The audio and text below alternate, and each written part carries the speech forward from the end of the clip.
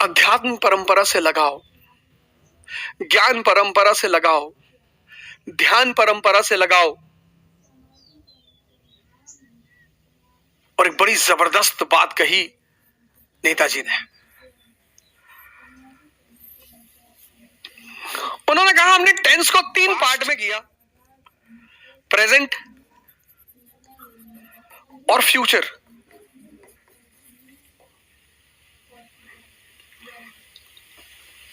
बड़ी प्यारी बात। ग्रामर से अध्यात्म को जोड़ दिया। English grammar, past. आप यहां से सिर्फ सीख सकते हो, उस पर सोच नहीं सकते, सिर्फ सीख सकते हो, सिर्फ उसको बदल नहीं सकते, उस पर रो नहीं सकते।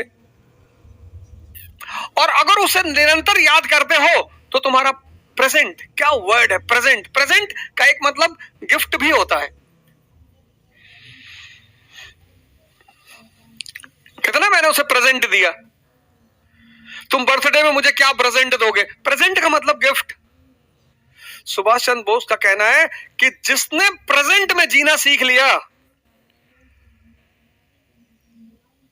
उसका फ्यूचर महान हो गया।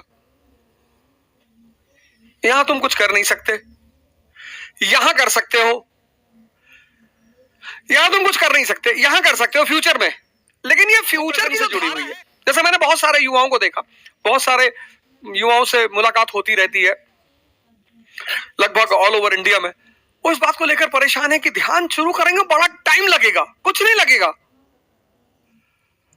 कहते हैं योग शुरू करे, 27 साल उम्र हो गई तो कौन सी उम्र हो गई, तो कौन सी उम्र हो गई, 30 साल उम्र हो गई तो। परिवर्तन की कोई उम्र नहीं होती।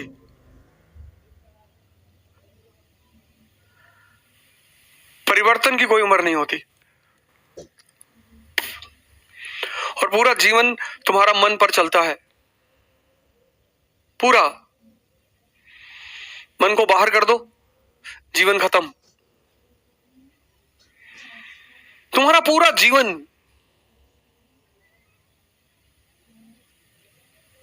लाइफ का एक एक पल मन के सहारे चलता है। और अगर वही कमजोर हो गया तो बोलते present.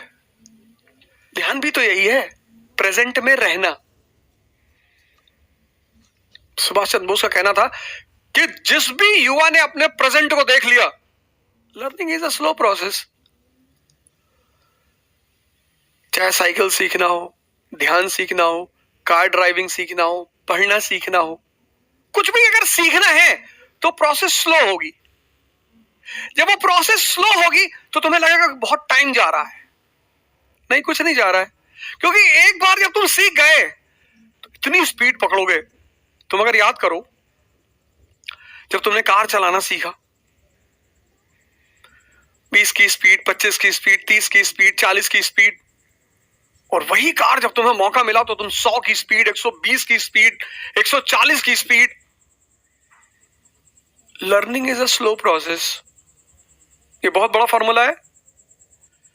Learning is a slow process, but once you learn, एक बार तुम सीख गए तो कितनी भी गति दे दो।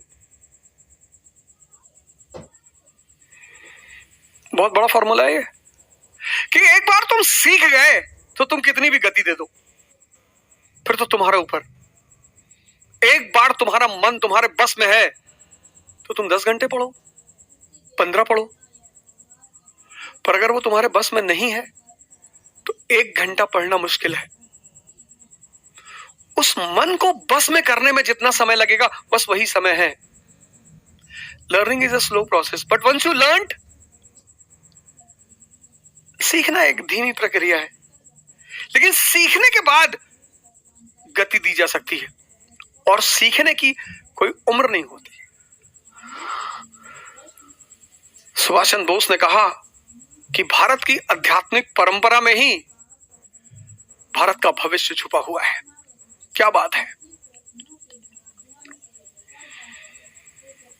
सुभाष चंद्र बोस ने कहा कि भारत की आध्यात्मिक परंपरा में भारत का भविष्य छिपा हुआ है। The future of India lies in the spiritual background of India. वो स्पिरिचुअल बैकग्राउंड भागना नहीं सिखाता, छोड़ना नहीं सिखाता, अपलिफ्टमेंट सिखाता है। मैं बार बार ये बात कहता हूं कि भारत की ध्यान परंपरा को इतना बदनाम किया गया है, इतना, क्योंकि पूरी दुनिया को पता है कि एक बार इस देश एक सुभाष चंद्र बोस ने पश्चिम को हिला दिया, एक। तो सोचो अगर ऐसे 10 करोड़ युवा हो गए भारत में, फिर पश्चिम को अगर भारत की किसी चीज से डर लगता है तो भारत की ध्यान परंपरा से डर लगता है, और किसी चीज से डर नहीं लगता उसको। अगर भारत की किसी चीज का भी भय है तो बस एक चीज, भारत की ध्यान परंपरा का भय।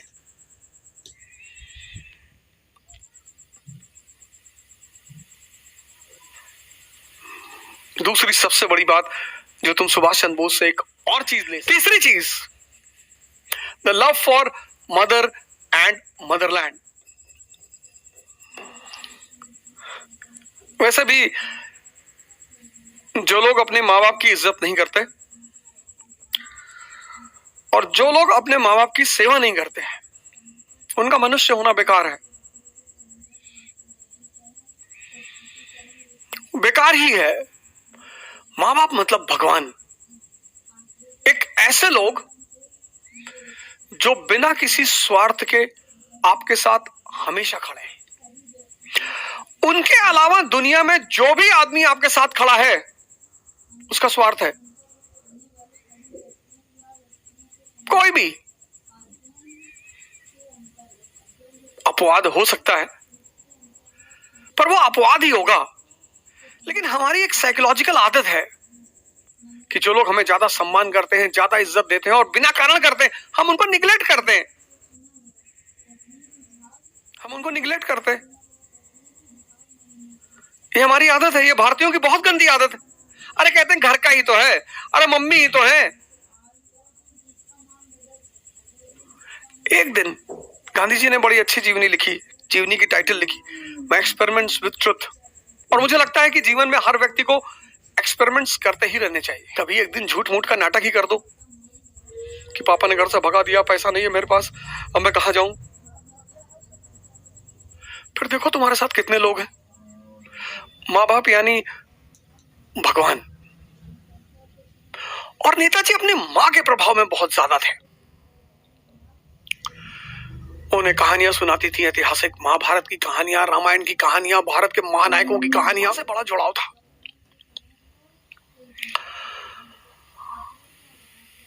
जानकीनाथ बसु पिताजी तो चाहते थे कि बेटा आईएएस बने, रॉब मिले, पद मिले, सम्मान मिले। मान के मां प्रभावती दत्त,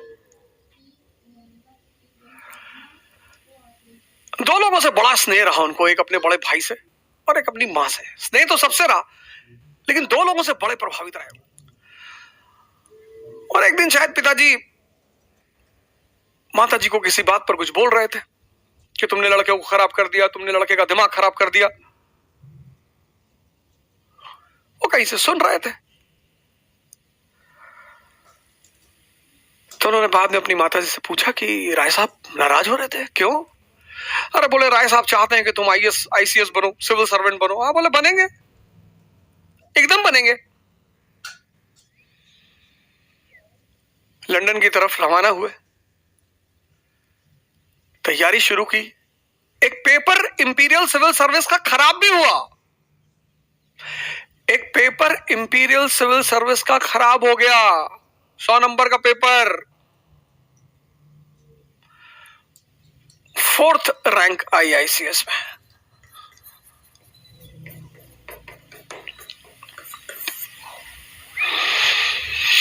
(1920) 1920 4th रैंक। एक कहानी बड़ी प्रचलित है उनके इंटरव्यू को लेकर, बड़ी प्रचलित है। मैंने कई बार उस कहानी का उल्लेख भी किया है कि जब वो इंटरव्यू देने गए तो बोर्ड मेंबर ने कहा कि mister Bose you are comfortable in which language. बोले सर आप अपनी लैंग्वेज बताओ। तो बोर्ड मेंबर ने उनसे जर्मन में बात करना शुरू किया। उन्होंने जर्मन में रिप्लाई करना शुरू किया। दुनिया की कठिनतम भाषाओं में से है। तो फिर उसने पूछा कि what is impossible for Bose, Bose क्या नहीं कर सकते? बोले सब कुछ कर सकते हैं sir. Took out his wedding ring, सामने रख दिया, कहा इसमें से निकल के दिखाओ। सुभाष चंद्र बोस ने एक पीस ऑफ पेपर लिया, उस पे अस्सी बोस लिया और निकाल दिया। नेपोलियन भी ऐसी ही बातें करता था। Impossible word is in the dictionary of fools.